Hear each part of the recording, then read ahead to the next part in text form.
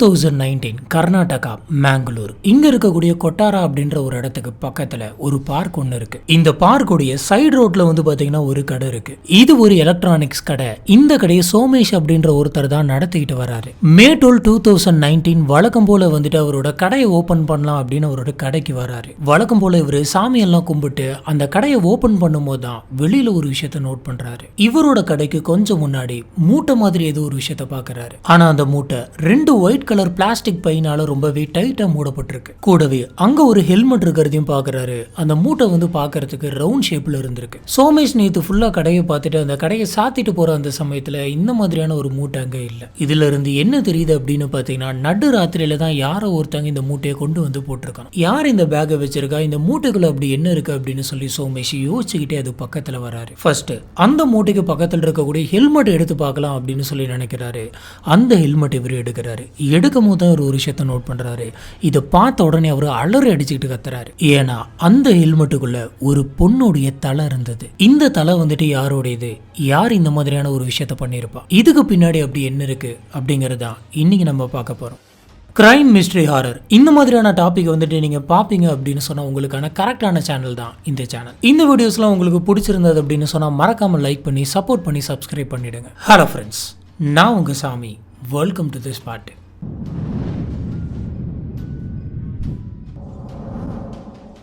இந்த ஹெல்மெட்ல இந்த மாதிரியான ஒரு விஷயத்த பார்த்ததுக்கு அப்புறம் அந்த மூட்டையில் அப்படி என்ன இருக்கு அப்படின்றத பார்க்கறதுக்கான தைரியம் சோமேஷ்க்கு இல்லை. இதனால சோமேஷ் உடனடியாக போலீஸ் ஆஃபீஸர்ஸ்க்கு கால் பண்ணி நடந்த இந்த விஷயத்த சொல்றாரு. கால் பண்ண அடுத்த கொஞ்ச நேரத்திலே போலீஸ் ஆஃபீஸர்ஸ் அந்த கடைக்கு வராங்க. போலீஸ் ஆஃபீஸர்ஸ் வர்றதுக்குள்ளே கடை சுத்தி எக்கச்சக்கமான மக்கள் கூட்டம் வந்துருது. போலீஸ் ஆஃபீஸர்ஸ் எல்லாத்தையுமே விலக்கி விட்டுட்டு அந்த ரெண்டு மூட்டையுமே செக் பண்றாங்க. இப்படி செக் பண்ணி பார்த்ததுல ரெண்டு மூட்டைக்குள்ளேயுமே துண்டு துண்டா வெட்டப்பட்ட மனிதனுடைய உடல் பாகங்கள் இருக்கு. இது யாருடைய உடல் பாகமா இருக்கும் அப்படின்னு சொல்லி செக் பண்ணிட்டு இருக்காங்க.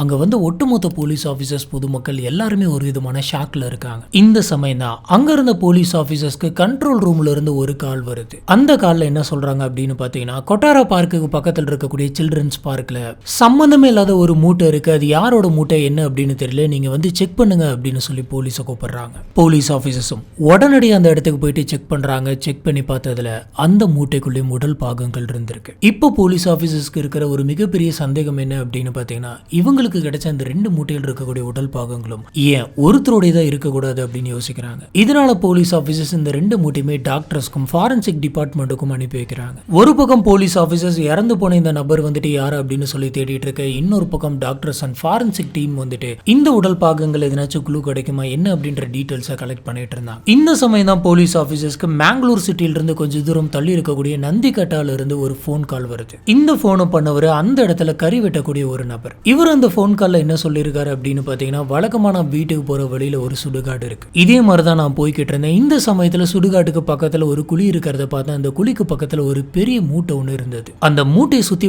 பாத்தீங்கன்னா சகப்பு கலர்ல ஏதோ ஒண்ணு ஒழுகுன மாதிரி இருந்தது. எனக்கு என்னமோ அதை பாக்குறதுக்கு சந்தேகமா இருக்கு. அதனாலதான் உங்களுக்கு கால் பண்ணி இந்த விஷயத்தை இன்ஃபார்ம் பண்ண அப்படின்னு சொல்றாரு. இந்த நியூஸை கேட்ட உடனே போலீஸ் ஆபீசர்ஸ்க்கு ஒரு விஷயம் கிளியரா தெரிஞ்சு போயிருச்சு. அந்த மூட்டைக்குள்ளேயுமே உடல் பாகங்கள் தான் இருக்கும் அப்படின்னு. ஏன்னா காலையில இருந்து இவங்க இந்த மாதிரியான ஒரு பிரச்சனை தான் ஃபேஸ் பண்ணிட்டு இருக்காங்க. அதனால போலீஸ் ஆபீசர்ஸ் அந்த நபர்கிட்ட என்ன சொல்றாங்க அப்படின்னு பாத்தீங்கன்னா, இந்த விஷயத்தை வேற யார்கிட்டயும் சொல்லாதீங்க. அதே மாதிரி நாங்க அந்த இடத்துக்கு வர வரைக்குமே மக்கள் கூட்டத்தை கூட விடாதீங்க அப்படின்னு சொல்லிட்டு உடனடியா போலீஸ் ஆபீசர்ஸ் அந்த இடத்துக்கு போறாங்க. இதுக்கப்புறம் அங்க போலீஸ் ஆபீசர்ஸ் அந்த மூட்டையை திறந்து பாக்குறாங்க. இவங்க எதிர்பார்த்த மாதிரி அந்த மூட்டைக்குள்ளேயுமே துண்டு துண்டா வெட்டப்பட்ட மனித உடல் பாகங்கள் இருக்கு. ஏற்கனவே கிடைச்ச உடல் பாகங்களை ஃபாரன்சிக் டீம்லாம் டெஸ்ட் பண்ணிட்டு இருக்க இந்த சமயத்துல இந்த உடல் பாகங்களையும் சேர்த்து அவங்களுக்கு அனுப்பி வைக்கிறாங்க. இந்த எல்லா உடல் பாகங்களையும் செக் பண்ணி முடிச்சதுக்கு அப்புறமா என்ன ரிப்போர்ட் வருது அப்படின்னு பாத்தீங்கன்னா, போலீஸோட கேஸ் கரெக்ட். இவங்களுக்கு கிடைச்ச அந்த 3 மூட்டையில் இருந்த உடல் பாகங்களும் ஒரே ஒரு நபருடையது, அந்த பெண்ணுடையது தான். இதுல ஒரு கொடுமையான விஷயம் என்ன அப்படின்னு பாத்தீங்கன்னா, அந்த பொண்ணுடைய உடல் பாகங்கள் இது வரைக்குமே 20க்கும் மேற்பட்ட துண்டுகளா கிடைச்சிருக்கு. அதுவும்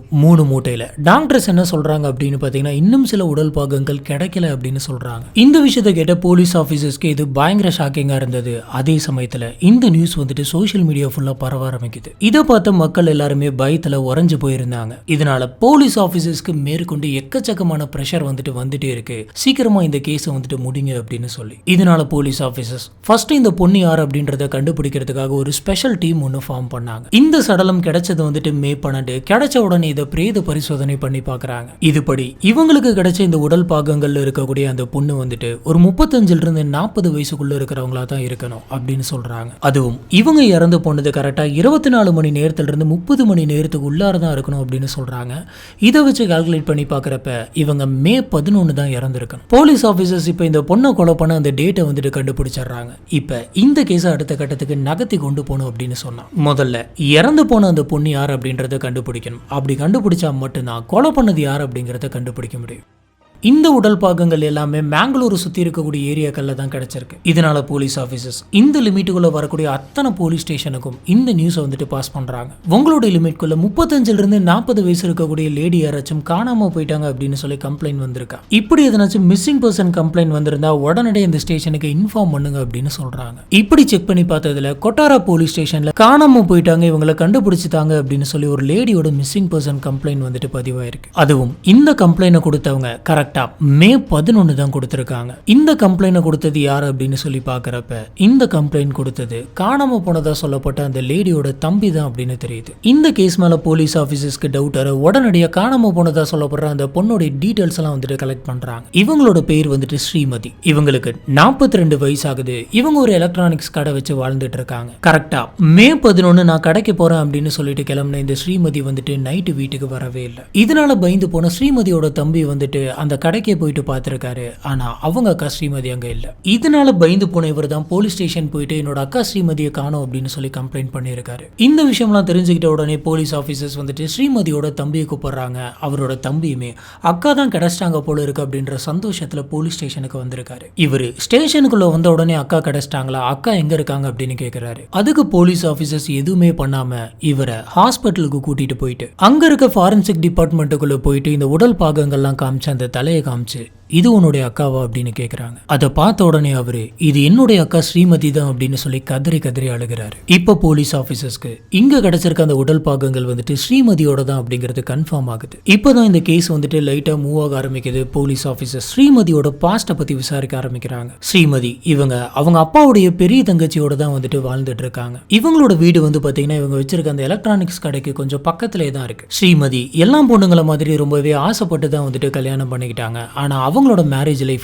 அவங்க எதிர்பார்த்த மாதிரி நல்லா போகல. கல்யாணமான கொஞ்சம் மாசத்திலே பாத்தீங்கன்னா அவங்களோட ஹஸ்பண்ட் கூட இவங்களுக்கு எக்கச்சக்கமான சண்டைகள் இருந்தது. ஒரு கட்டத்துக்கு மேல நம்ம 2 பேருமே பிரிஞ்சிடலாம் அப்படின்னு சொல்லி முடிவு பண்ணி இவங்க டைவர்ஸ் வாங்குறாங்க. இதுக்கப்புறமேட்டு தான் ஸ்ரீமதி நம்ம அமைதியா இருக்கக்கூடாது, நம்ம ஒரு கடை ஆரம்பிச்சு முன்னேறணும் அப்படின்னு சொல்லி பிளான் பண்ணி இந்த எலக்ட்ரானிக்கல் கடையை ஓபன் பண்றாங்க. இந்த கடையில ஆளினால் பாத்தீங்கன்னா ஸ்ரீமதி தான் அப்படின்னு சொல்லலாம். கடை ஆரம்பிச்ச ஆரம்ப கட்ட காலத்துல ரொம்பவே டல்லா போயிருந்தாலும் போக போக இந்த கடை நல்லாவே பிக்கப் ஆகுது. இதனால இவங்களுக்கு நல்ல வருமானம் கிடைக்குது. ஸ்ரீமதி அடிக்கடி வீட்டுக்கு போக மாட்டாங்க. காலையில 9 மணிக்கு கடைக்கு போனாங்க அப்படின்னு சொன்னா அவங்களோட வேலை எல்லாத்தையுமே பார்த்துட்டு நைட்டு 11 மணிக்கு தான் வீட்டுக்கு ரிட்டர்ன் வருவாங்க. இடையில சாப்பிட்றது கூட நம்ம வீட்டுக்கு வரக்கூடாது அப்படின்னு சொல்லிட்டு காலையில அவங்களுக்கு தேவையானதை செஞ்சு டிஃபன் பாக்ஸ்ல போட்டு எடுத்துட்டு போவாங்களாம். இப்படி எல்லாமே ஓரளவுக்கு நார்மலா போயிட்டு இருந்த அந்த சமயத்துல தான் சுதீப் அப்படின்ற ஒரு நபர் அந்த கடைக்கு வராரு. இந்த சுதீப்புக்கு ஸ்ரீமதியை பார்த்த உடனே ரொம்ப பிடிச்சு போயிருது. இவர் அடிக்கடி அந்த கடைக்கு வந்துட்டு போறதுமா இருக்காரு. இதனால ஸ்ரீமதி சுதீப்புக்குள்ள ஒரு நல்ல ஃப்ரெண்ட்ஷிப் ஒன்று இருந்தது. இந்த ஃப்ரெண்ட்ஷிப் லவ்வா மாறுது. நம்ம 2 பேருமே கல்யாணம் பண்ணிக்கலாம் அப்படின்னு சொல்லி அவங்க முடிவு பண்றாங்க. ஆரம்பத்துல எல்லாமே நல்லா தான் போயிட்டு இருந்தது. ஆனா போக போக ஸ்ரீமதிக்கு சுதீப் கூட எக்கச்சக்கமான சண்டைகள் வர ஆரம்பிச்சது. ஒரு கட்டத்துக்கு மேல இந்த மேரேஜ் லைஃபுமே சக்சஸ்ஃபுல்லா இல்ல அப்படின்றத முடிவு பண்ணிட்டு அவர் கூடயுமே இவங்க டைவர்ஸ் வாங்குறாங்க. அதாவது 2017 இவங்க 2 பேருக்குமே டைவர்ஸ் ஆயிடுது. இதனால ஸ்ரீமதி நம்மளுக்கு கல்யாண வாழ்க்கையை செட் ஆகாது அப்படின்னு சொல்லிட்டு இதுக்கு மேல நம்ம கல்யாணமே பண்ணக்கூடாது அப்படின்னு முடிவு பண்றாங்க. இப்போ போலீஸ் என்ன நினைக்கிறாங்க அப்படின்னு பாத்தீங்கன்னா ஸ்ரீமதியோட 2 முன்னாள் ஹஸ்பண்ட்ஸ்ல யாரோ ஒருத்தங்க கூட இந்த கொலையை பண்ணிருக்கலாம் அப்படின்னு நினைக்கிறாங்க. உடனே போலீஸ் ஆபீசர்ஸ் அந்த 2 பேர்த்த பத்தி விசாரிக்க ஆரம்பிக்கிறாங்க. இப்படி விசாரிச்சதுல ஸ்ரீமதியோட ஃபர்ஸ்ட் ஹஸ்பண்டுக்கும் இவங்களுக்கும் எந்த விதமான கான்டாக்டுமே இல்ல அப்படின்றது தெரியுது. இவங்களோட போன் நம்பர்ஸ் எல்லாம் செக் பண்ணி பார்த்தப்ப கூட இவங்களுக்குள்ள ஒரு சின்ன போன் கால்ஸ் கூட பேசிக்கிட்டது கிடையாது, மெசேஜ் கூட பண்ணிக்க கிடையாது அப்படின்னு தெரியுது. 2வது ஹஸ்பண்ட் சுதீப்பை பத்தி விசாரிச்சுட்டு இருந்த அந்த சமயத்துல சுதீப் ஏதோ ஒரு தப்பு பண்ணிட்டு ஜெயில தான் இருக்காரு அப்படின்றது தெரியுது. சொல்ல போனா இந்த கொலை நடக்கிறதுக்கு 1 மாசத்துக்கு முன்னாடில இருந்தே அவர் ஜெயில ஜெயில தான் இருக்காரு, அதனால இவர் இந்த கொலையை பண்ணியிருக்கிறதுக்கு வாய்ப்பே இல்லை. இப்ப வேற யார் இவ்வளவு கொடூரமா இந்த கொலையை பண்ணிருப்பா? கொலை பண்ணி இப்படி துண்டு துண்டா வெட்டுற அளவுக்கு, அதை மூட்டை மூட்டையா பிரிச்சு பல இடத்துல வைக்கிற அளவுக்கு அப்படி என்ன நடந்துச்சு? அடுத்த நாள் மே 13 கேபி ஜங்ஷன்ல இருக்கக்கூடிய ஒரு லாட்ஜுக்கு பக்கத்து தெருவுல இருந்து எக்கச்சக்கமான கால்ஸ் வந்துட்டு போலீஸ் ஸ்டேஷனுக்கு வந்துட்டு இருந்தது. அதுவும் ஒரு நபர் 2 நபர் பண்ண கிடையாது, பல பேர் வந்துட்டு மாத்தி மாத்தி போலீஸ் ஸ்டேஷனுக்கு கால் பண்ணிக்கிட்டே இருக்காங்க. இதில் இருந்தே போலீஸ் ஆபீசர்ஸ்க்கு இங்க ஏதோ ஒண்ணு தப்பா இருக்குது அப்படின்றது தெரியுது. உடனடியா போலீஸ் ஆபீசர்ஸ் அந்த இடத்துக்கு போயிட்டு பாக்குறாங்க.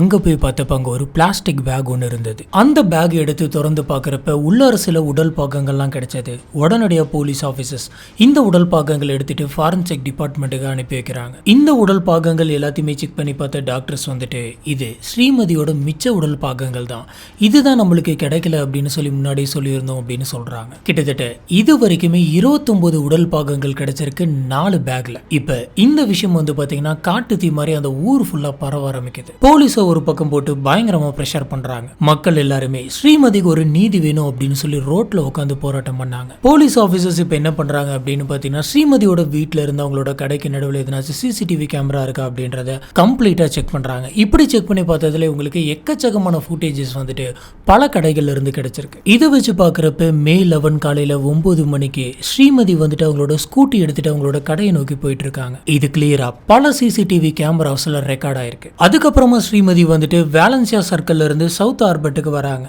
இப்ப இந்த ஏரியாவை தாண்டி தான் வழக்கமா அவங்களோட கடைக்கு போவாங்க. ஆனா இந்த சவுத் ஆர்பட்ல இருக்கக்கூடிய இந்த கேமராவை கிராஸ் பண்ணதுக்கு அப்புறமா ஸ்ரீமதி வந்துட்டு அவங்க கடைக்கு ரீச் ஆகிற மாதிரியான எந்த ஒரு ஃபுட்டேஜும் இல்லை. அப்படின்னா இந்த ஏரியாவுக்குள்ளதான் அவங்களுக்கு ஏதோ ஒன்று நடந்திருக்கணும் அப்படின்ற மாதிரி இவங்களுக்கு தோணுது. உடனே போலீஸ் ஆஃபீஸர்ஸ் அந்த ஏரியாவுக்கு போறாங்க. அந்த ஏரியாவில் எதனாச்சும் எவிடன்ஸ் கிடைக்குமா அப்படின்ற மாதிரி தேடுறாங்க. இந்த சமயம் தான் வந்து பாத்தீங்கன்னா போலீஸ் ஆஃபீஸர்ஸ்க்கு ஒரு சந்தேகம் வருது. அது என்னன்னா ஸ்ரீமதி வந்துட்டு அன்னைக்கு ஸ்கூட்டில தான் போயிருக்காங்க. அவங்களோட உடல் பாகங்கள் எல்லாமே துண்டு துண்டா கிடைச்சிருக்கு. அப்படின்னா ஸ்கூட்டில போன ஸ்ரீமதியோட ஸ்கூட்டி வந்து ஏதோ ஒரு இடத்துல தான் இருக்கணும். இப்ப அந்த ஸ்கூட்டி எங்க இருக்கு அப்படின்றத கண்டுபிடிச்சிட்டா கூட இந்த கொலைகாரன் யார் அப்படின்றத கண்டுபிடிக்கிறதுக்கு வாய்ப்பு இருக்கு. இதனால போலீஸ் ஆபீசர்ஸ் ஸ்ரீமதியோட இந்த ஸ்கூட்டி நம்பரை எல்லா இடத்துலயுமே சொல்லி வைக்கிறாங்க. எல்லா லிமிட்ல இருக்கக்கூடிய போலீஸ் ஆபீசர்ஸும் கிரௌடா இருக்கக்கூடிய பல இடங்கள்ல இந்த வண்டி இருக்கா அப்படின்னு தேடி பார்த்திருக்காங்க. வண்டிலாம் நிறுத்தக்கூடிய வெஹிக்கல் ஷெட்ல, மெக்கானிக்கல் ஷெட்ல அப்படின்னு சொல்லி எல்லா இடத்துலயுமே தேடிட்டு இருக்காங்க. இப்படி செக் பண்ணிட்டு இருந்த இந்த சமயத்துல தான் நாகூரில் இருக்கக்கூடிய ஒரு மோட்டார் சர்வீஸ் சென்டருக்குள்ள இந்த ஸ்கூட்டி நிக்கிறத பாக்குறாங்க. இது ஸ்ரீமதியோட ஸ்கூட்டி தானா அப்படின்றத கன்ஃபார்ம் பண்றாங்க. இது 100% ஸ்ரீமதியோட ஸ்கூட்டி தான் அப்படின்னு தெரியுது. அந்த சர்வீஸ் சென்டர்ல இந்த வண்டியை பத்தின டீடைல்ஸ் கேட்கிறப்ப அவங்க என்ன சொல்லியிருக்காங்க அப்படின்னு பாத்தீங்கன்னா இந்த ஸ்கூட்டியை ஒரு நபர் வந்து எங்க கிட்ட சர்வீஸ் பண்ண சொல்லி விட்டுட்டு போனாரு. இப்ப போலீஸ் ஆபீசர்ஸ் அந்த ஸ்கூட்டியை கம்ப்ளீட்டா செக் பண்றாங்க. இப்படி செக் பண்றப்ப அந்த ஸ்கூட்டியோட சீட்டை தூக்கி உள்ள இருக்கக்கூடிய அந்த ஸ்டோரேஜ் கம்பார்ட்மெண்ட்டை பாக்குறாங்க. அதுல ஒரு tiffin box, bank passbook, mobile charger, அப்புறம் ஹேண்ட்பேக் எல்லாமே அப்படியே அந்த சீட்டுக்குள்ளே தான் இருந்திருக்கு. இது எல்லாத்தையுமே வச்சு பாக்குறப்ப ஸ்ரீமதி வந்துட்டு அந்த நாகூர் ஏரியாவில தான் எங்கேயோ ஒரு இடத்துல காணாம போயிருக்காங்க அப்படின்ற மாதிரி போலீஸ் நினைச்சாங்க. இதனால போலீஸ் ஆபீசர்ஸ் அந்த ஏரியாவுக்கு மறுபடியும் போயிட்டு அங்க இருக்கக்கூடிய சிசிடிவி ஃபுட்டேஜஸ் எல்லாத்தையுமே எடுத்து வச்சு ஒன்னொன்னா பார்த்தாங்க. இப்படி பார்த்தப்ப இவங்களுக்கு ஏற்ற மாதிரி ஒரு 4 செகண்ட் இருக்கக்கூடிய ஒரு வீடியோ கிளிப் வந்துட்டு இவங்களோட கண்ணில் படுது. சொல்லப்போனா அதுல வெறும் 2 செகண்ட் தான் வந்து பாத்தீங்கன்னா ஸ்ரீமதி வந்திருக்காங்க. அப்ப ஸ்ரீமதி அவங்களோட ஸ்கூட்டியை நிறுத்தி வச்சிருக்காங்க. பக்கத்துல ஒரு நபர் வந்துட்டு ஹெல்மெட் போட்டு நின்றுட்டு இருக்காங்க. அந்த சமயத்துல அவங்க என்ன பேசிக்கிட்டாங்க அப்படின்னு தெரியல. ஒரு 2-3 செகண்ட்ல ஸ்ரீமதி வந்துட்டு அவங்க ஸ்கூட்டி எடுத்துட்டு முன்னாடி போக இந்த ஹெல்மெட் மாட்டி இருக்க அந்த நபர் வந்துட்டு அவரோட பைக்ல பின்னாடியே வந்துட்டு ஃபாலோ பண்ணிட்டு போயிட்டு இருக்காங்க. அந்த நபர் ஹெல்மெட் போட்டிருந்ததுனால அவரோட முகம் வந்துட்டு தெரியல. இதனால அன்னைக்கு ஸ்ரீமதி கூட யார் பேசிட்டு இருந்தா அப்படிங்கிறது தெரியாமலே போகுது. ஆனா போலீஸ் ஆபீசர்ஸ் விடாம அந்த பைக்குடைய அடுத்தடுத்த சிசிடிவி ஃபுட்டேஜஸ்லாம் பார்த்து அந்த பைக்குடைய நம்பர் பிளேட்ல இருக்கக்கூடிய அந்த நம்பரை நோட் பண்றாங்க. உடனடியாக அதை கொடுத்து இந்த பைக்குக்கு சொந்தக்காரரான அந்த நபர் யார் அப்படிங்கறத கண்டுபிடிக்கிறாங்க. இந்த பைக்குக்கு சொந்தக்காரருடைய பேரு ஜான் சாம்சன். இவருக்கு 35 வயசு ஆகுது. இவரோட பேர்ல தான் இந்த பைக் வந்துட்டு ரிஜிஸ்டர் ஆயிருக்கு. இதுல ஜான் சாம்சனுடைய இந்த வீடு வந்து பாத்தீங்கன்னா சவுத் ஆர்பட்ல தான் இருக்கு. போலீஸ் ஆபீசர்ஸ் கிடைச்ச உடனே டைம் வேஸ்ட் பண்ணாம மே 15 ஸ்ட்ரெயிட்டா ஜான் சாம்சனுடைய வீட்டுக்கே போறாங்க. வீட்டுக்கு போயிட்டு அவங்க வீட்டுடைய கதவை தட்டுறாங்க. இப்ப வந்திருக்கிறது போலீஸ் ஆபீசர்ஸ் அப்படின்னே தெரியாம சாம் ஜான்சன் வந்துட்டு அவரோட கதவை ஓபன் பண்றாரு. வெளியில் நிக்கிற போலீஸை பார்த்த உடனே பயங்கரமா ஷாக் ஆகுறாரு. ஓட்டமெல்லாம் நடுங்க ஆரம்பிக்குது. போலீஸ் ஆபீசர்ஸ் பேசுறது உள்ள வரலாமா அப்படின்னு சொன்ன அந்த சமயத்துல அவர் என்ன நினைச்சாருன்னு தெரியல. பயந்து போயிட்டு வீட்டுக்குள்ள போந்து வீட்டுக்குள்ள இருக்கக்கூடிய ஒரு கதவு வந்துட்டு சாத்திக்கிறாரு. சடனா இவர் இந்த இடத்துல இருந்து ஓடி போயிட்டு ரூமுடைய கதவு போய் சாத்திக்கிறாரு. அப்படின்ன உடனே போலீஸ் ஆபீசர்ஸ்க்கு சந்தேகம் வருது. இவங்களும் போயிட்டு கதவு தட்டி வெளியில வா அப்படின்னு கூப்பிட்டு பார்த்துருக்காங்க. ஆனா அவரு வெளியில வரவே இல்லை. இதனால இவங்க கதவை உடச்சிட்டு உள்ள போயிருக்காங்க. இந்த சமயத்துல இந்த ஜான் சாம்சன் அப்படின்ற அந்த நபர் வந்துட்டு தற்கொலை பண்ணிக்கலாம் அப்படின்னு முயற்சி பண்ணியிருக்கான். ஆனா அதுக்குள்ள போலீஸ் ஆபீசர்ஸ் கதவை உடைச்சதுனால அவனை காப்பாத்திடுறாங்க. இருந்தாலும் இந்த தற்கொலை முயற்சி பண்றதுக்கு அவன் ட்ரை பண்ண அந்த சமயத்துல அவனுக்கு சில அடிபட்டுருச்சு. அதனால ஜானை கூட்டு போயிட்டு இவங்க ஹாஸ்பிட்டல்ல அட்மிட் பண்றாங்க. இவருக்கு ட்ரீட்மெண்ட் போயிட்டு இருக்கு. இவர் பேசுறதுக்கான கரெக்டான மனநிலைமையில இல்ல அப்படின்றது தெரியுது. இவருக்கு ட்ரீட்மெண்ட் மட்டுமே வந்து பாத்தீங்கன்னா 2 நாள் போயிட்டு இருக்கு. இப்படி தப்பிச்சு ஓடின உடனே போலீஸ் ஆபீசர்ஸ்க்கு ஒரு விஷயம் ரொம்ப கிளியரா புரிஞ்சு போயிருச்சு. இவன் தான் ஸ்ரீமதியை கொலை பண்ணி பீஸ் பீஸா வெட்டி இருக்கான் அப்படின்னு. ஜான் மேல நிறைய சந்தேகம் இருந்தது. சிசிடிவி ஃபுட்டேஜ்லயுமே அவரு தான் இருக்காரு. போலீஸை பார்த்த உடனே பயந்து ஓடி இருக்காரு. இந்த காரணங்கள் வச்சு ஜான் கண்ணு முழிச்ச உடனே அவரை அரெஸ்ட் பண்றாங்க. ஜானுக்கு போலீஸ் ஆபீசர்ஸ் நம்ம கிட்ட இருந்து விசாரிச்சு கண்டிப்பா உண்மையை வெளியில வாங்கிடுவாங்க அப்படிங்கிறது ரொம்ப நல்லா தெரியும். இதனால நம்மளாவே எல்லா உண்மையும் சொல்லிடலாம் அப்படின்னு சொல்லி, ஆமா ஸ்ரீமதியை நான் தான் கொலை பண்ணேன், நான் தான் இந்த மாதிரி துண்டு துண்டா விட்டு 4 பேக்கா போட்டேன், நீங்க தேடிட்டு இருக்கக்கூடிய அந்த நபர் நான் தான் அப்படின்னு சொல்றான். இப்பதான் என்ன நடந்துச்சு அப்படிங்கறத இவன் டீட்டெயிலா சொல்ல ஆரம்பிக்கிறான். இந்த ஸ்ரீமதி வந்துட்டு எலக்ட்ரானிக்ஸ் கடை மட்டும் வச்சிருக்க கிடையாது. அவங்க கிட்ட இருக்கக்கூடிய பணத்தை வச்சு சுத்தி இருக்கிறவங்களுக்கு எல்லாம் வந்து வட்டிக்கு விட்டு காசு பார்த்துட்டு இருந்தாங்க. இந்த சமயம் தான் ஜான் அப்படிங்கிற அந்த நபர் வந்துட்டு அவங்க ஒய்ஃபோட வராரு. இவருக்கு ஒரு பிசினஸ் ஆரம்பிக்கணும் அப்படின்ற மாதிரி ஒரு ஆசை இருந்தது. ஆனா அதுக்கான கரெக்டான பணம் வந்துட்டு இவருக்கு இல்லை. இதனால ஜானும் சரி அவரோட ஒய்ஃபும் சரி 2 பேருமே ஸ்ரீமதி கிட்ட வந்து எனக்கு ஒரு 1 லட்சம் தாங்க அப்படின்னு சொல்லி கடன் கேட்கறாங்க. ஸ்ரீமதி கரெக்டா எனக்கு காசு தந்துருவீங்களா அப்படின்னு சொல்லி கேட்க, வட்டியோட சேர்த்து நான் எல்லாத்தையுமே கரெக்டா தந்துடுறேன் அப்படின்ற மாதிரி சொல்லி ஜான் அந்த பணத்தை வாங்கிட்டு போறாரு. இப்படி வாங்கிட்டு போன ஜான் வந்து பாத்தீங்கன்னா அந்த ஊர்ல ஒரு மெயினான இடத்துல ஒரு மொபைல் ரெஸ்டாரண்ட் ஒன்று ஆரம்பிக்கிறாரு. இந்த ரெஸ்டாரண்ட்ல குக் பண்றதுக்காக ஒரு நார்த் இந்தியன் குக்கை வந்துட்டு வர வைக்கிறாரு. அந்த ரெஸ்டாரண்ட் வந்துட்டு படிப்படியா டெவலப் ஆக ஆரம்பிக்குது. இதுக்கான ஒரு முக்கியமான காரணம் யார் அப்படின்னு கேட்டீங்கன்னா அந்த நார்த் இந்தியன் செஃப் தான். அவரு சமைச்சது எல்லாருக்குமே ரொம்ப பிடிச்சிருந்தது. அந்த டேஸ்ட் எல்லாருக்குமே ரொம்ப பிடிச்சு போக பல பேர் வந்து பாத்தீங்கன்னா இந்த கடையை தேடி வந்து சாப்பிட ஆரம்பிச்சாங்க. இப்படி ஒரு பக்கம் இவருக்கு நிறைய லாபம் வந்துட்டு இருக்கு. அந்த 1 லட்சம் ரூபாயில 40,000 ரூபாய் ஸ்ரீமதிக்கு ரிட்டர்ன் பண்ணிடுறாரு. இன்னும் இவரு ஸ்ரீமதிக்கு 60,000 ரூபாய் தர மாதிரி இருந்தது. இவரோட ரெஸ்டாரண்ட் நல்லாவே போயிட்டு இருந்த அந்த சமயத்துல சடனா அந்த நார்த் இந்தியன் குக்கோடைய அவங்க அம்மாவுக்கு உடம்பு சரியில்லை அப்படின்னு சொல்லி இவரு ஊருக்கு போறேன் அப்படின்னு சொல்லி கேட்கிறாரு. இதை கேட்ட ஜான் வந்துட்டு என்ன சொல்றீங்க, ஊருக்கு போறீங்களா, உங்களை நம்பி தான் இந்த ஹோட்டலே இருக்கு, மெயினா உங்களோட குக்கிங்காக தான் எல்லாருமே வந்துட்டு போறாங்க, இந்த மாதிரியான சமயத்தில் நீங்க வெளியில போறீங்களா அப்படின்ற மாதிரி கேட்கிறாரு. அதுக்கு அவர் வந்துட்டு இல்ல அப்படிலாம் இல்ல, நான் ஊருக்கு போயிட்டு என்னோட அம்மாவை பார்த்துட்டு உடனடியாக நான் திரும்பி வந்துருவேன் அப்படின்ற மாதிரி சொல்றாரு. இவ்வளவு தூரம் ரெக்வஸ்ட் பண்ணி கேட்டதுக்கு அப்புறமா ஜானும் வந்துட்டு சரி போயிட்டு வாங்க, ஆனா சீக்கிரம் வாங்க அப்படின்ற மாதிரி சொல்லி அனுப்புறாரு. இப்படி அம்மாவை பார்த்துட்டு வரேன் அப்படின்னு சொல்லி போன அந்த நார்த் இந்தியன் செஃப் வந்துட்டு ரிட்டர்ன் வரவே இல்லை. இவரும் எவ்வளவோ கால் பண்ணி பார்க்கறாரு. ஆனா அவரோட கால் வந்துட்டு கனெக்ட் ஆகல, நாட் ரீச்சபிள் அப்படின்னு வருது. இதனால கஸ்டமர்ஸ் எல்லாருமே படிப்படியா குறைய ஆரம்பிக்கிறாங்க. இவர் வந்துட்டு இன்னொரு செஃப் வந்துட்டு போடுறாரு. ஆனா அவரு செஞ்சு தர அந்த டேஸ்ட் வந்துட்டு சுத்தி இருக்கிறவங்க யாருக்குமே பெருசா பிடிக்கல அப்படின்றதுனால அந்த ரெஸ்டாரண்டோட வளர்ச்சி வந்துட்டு அப்படியே குறையுது. இந்த ரெஸ்டாரண்ட் வியாபாரம் வந்துட்டு நாளுக்கு நாள் ரொம்ப டவுனா போயிட்டு இருக்குது அப்படிங்கிறது ஜானுக்கு ரொம்ப நல்லா தெரியும். இவர் விடாம அவருக்கு கால் பண்ணி பார்த்துட்டே இருக்காரு. ஆனா அந்த நார்த் இந்தியன் செஃப்க்கு வந்துட்டு கால் கனெக்டே ஆகல. ஒரு கட்டத்துக்கு மேல குக்குக்கு அங்க இருக்கிறவங்களுக்கு எல்லாம் இவரால காசு தர முடியல, வியாபாரமும் ஒழுங்கா நடக்கல. இதனால அந்த ரெஸ்டாரண்ட்டை கம்ப்ளீட்டா இழுத்து மூடுறாரு. ஸ்ரீமதிக்கு கொடுக்க வேண்டிய மிச்ச காசையுமே தர முடியாமல் போகுது. நம்ப இருந்த பிஸ்னஸுமே வந்து பார்த்தீங்கன்னா போயிருச்சு. நாளைக்கு வாழ்க்கை எப்படி நடத்துறதுன்னே தெரியல அப்படின்ற குழப்பத்தில் அவர் இருந்தார். இந்த சமயம் தான் ஸ்ரீமதி கால் பண்ணி மிச்ச காசை நீ எப்போ தர அப்படின்ற மாதிரி கேட்டிருக்காங்க. இவரும் இன்னைக்கு தந்துடுறேன் நாளைக்கு தந்துடுறேன் அப்படின்னு சொல்லி நேரத்தை கடத்திக்கிட்டே இருக்காரு. ஸ்ரீமதி விடாம ஃபோன் பண்ணி இன்னைக்காச்சும் காசை தருவியா, எப்போ நீ காசை தருவ அப்படின்னு சொல்லி கேட்டுக்கிட்டே இருக்காங்க. இதனால ஜான் வந்து பார்த்தீங்கன்னா ஸ்ரீமதி பண்ற அந்த காலை வந்து அட்டன் பண்ணாமலே விட்டுறாரு, இக்னோர் பண்ண ஆரம்பிக்கிறாரு. இந்த விஷயத்தை நோட் பண்ண ஸ்ரீமதி வந்துட்டு அவங்களோட வீட்டுக்கே வந்து பயங்கரமா திட்ட ஆரம்பிக்கிறாங்க. வாங்கின காசை நீ தரமாட்டியா அப்படி இப்படின்னு சொல்லி பயங்கரமா கத்திருக்காங்க. சீக்கிரமா எனக்கு என்னுடைய காசு வரணும், வரல அப்படின்னு சொன்னா நாளைக்கு ரோட்ல வந்து நின்று எல்லாருமே பாக்குற மாதிரி திட்டுவேன் அப்படின்ற மாதிரி சொல்லிட்டு அந்த இடத்த விட்டு கிளம்புறாங்க. ஜானும் தன்னால முடிஞ்ச வரைக்கும் என்னென்னலாம் பண்ண முடியுமோ எல்லாத்தையுமே பண்ணி சமாளிச்சு பாக்குறாரு. ஆனா அவர்னால சமாளிக்க முடியல. இப்படி இருக்கிறப்பதான் மே 11 ஸ்ரீமதி வழக்கம் போல அவங்களோட ஸ்கூட்டி எடுத்துட்டு அவங்களோட கடைக்கு கிளம்பிட்டு இருக்காங்க. இப்படி இவங்க போயிட்டு இருந்த அந்த சமயத்துல தான் இவங்க ஜானை வந்து பாக்குறாங்க. ஜான் பைக்ல ஹெல்மெட் போட்டு நின்னுட்டு இருந்திருக்கான். இதுதான் போலீஸ் ஆபீசர் சிசிடிவி கேமராவில் பார்த்துருக்காங்க. ஸ்ரீமதி வந்து நின்றுருக்காங்க. பணம் எங்க அப்படின்னு கேட்டிருக்காங்க. ஜான் வந்துட்டு இல்ல அப்படின்னு சொல்ல உன்னை சும்மா விட மாட்டேன் அப்படின்னு சொல்லி ஜானோட வீட்டை நோக்கி இவங்க ஸ்கூட்டில வேகமா போயிருக்காங்க. இதை பார்த்த ஜானுக்கு ஒரு விஷயம் நல்லாவே தெரிஞ்சிருது, இவங்க நம்ம ஏரியாவில தான் போயிட்டு பயங்கரமா கத்த போறாங்க அப்படின்ட்டு. இதனால ஜானும் அவங்களோட பைக் எடுத்துட்டு ஸ்ரீமதியோட ஸ்கூட்டியை ஃபாலோ பண்ணி வேகமா போறாங்க. ஸ்ரீமதி அவங்களோட வண்டியை வெளியில விட்டுட்டு வேகமா வீட்டுக்குள்ள போயிட்டு ஜானோட ஒய்ஃபை பிடிச்சி பயங்கரமா திட்டி இருக்காங்க. உங்களுக்கு காசு வாங்கினா ஒழுங்கா தர தெரியாதா, இந்த மாதிரி நீங்க பொழைக்கிறதுக்கு வேற எதனாச்சும் வேலை பார்க்கலாம் அப்படின்ற மாதிரி மாத்தி மாத்தி அசிங்கமா பேசியிருக்காங்க. ஜான் வந்து என்னோட ஒய்ஃபை தப்பா பேசாதீங்க அப்படின்னு சொல்லி எவ்வளவு சொல்லி பார்த்திருக்காரு. ஆனா ஸ்ரீமதி வந்துட்டு கேட்கிற மாதிரி இல்ல. ஸ்ரீமதி தகாத முறையில 2 பேர்த்தையுமே வந்துட்டு ரொம்ப மோசமா பேசியிருக்காங்க. இது எதையுமே வந்துட்டு இவங்களால தாங்கிக்க முடியல. இப்படி பேச்சுவார்த்தை போயிட்டே இருக்க இது ஒரு பயங்கரமான சண்டையா மாற ஆரம்பிக்குது. ஸ்ரீமதி வந்துட்டு அவங்க ஒய்ஃபை பிடிச்சி பயங்கரமா திட்டுறாங்க. இப்ப என்ன பண்றது அப்படின்னு தெரியாம ஜான் வந்து பக்கத்துல இருந்த ஒரு கட்டை எடுத்துட்டு வந்து வேகமா ஸ்ரீமதியோட தலையில அடிக்கிறான். இதனால ஸ்ரீமதி அதே இடத்துல மயக்கம் போட்டு கீழே விழுகிறாங்க. ரொம்ப நேரம் ஆகியுமே வந்து பாத்தீங்கன்னா ஸ்ரீமதி எந்திரிக்கவே இல்லை. என்னாச்சுன்னு தெரியல அப்படின்னு சொல்லி மூக்குல கை வச்சு பாக்குறப்பதான் அவங்க இறந்து போயிட்டாங்க அப்படின்ற விஷயம் இவங்க 2 பேருக்குமே தெரியுது. இப்ப என்ன பண்ணலாம் அப்படின்னு சொல்லி இவங்க எல்லாருமே ரொம்ப நேரம் அங்கேயே உட்காந்து பேசிட்டு கடைசியா ஒரு முடிவு எடுக்கிறாங்க. ஸ்ரீமதியோட சடலத்தை ஜானும் அவங்களோட ஒய்ஃபும் சேர்ந்து பாத்ரூம்க்கு தரன்னு இழுத்துட்டு போயிட்டு பாத்ரூம்லயே வச்சு கத்தியால துண்டு துண்டா நறுக்கிறாங்க. இப்ப இப்படி துண்டு துண்டா நறுக்கின அந்த உடல் பாகங்கள் எல்லாத்தையுமே ஒரு பேக்குள்ள போட்டு 4 மூட்டையா கட்டி 4 இடத்துல கொண்டு போயிட்டு வைக்கிறாங்க. வெவ்வேறு இடத்துல கொண்டு போயிட்டு வச்சா போலீஸ் ஆபீசர்ஸ்னால கண்டுபிடிக்க முடியாது அப்படின்ற மாதிரி இவங்க நினைச்சிருக்காங்க. பாவம்.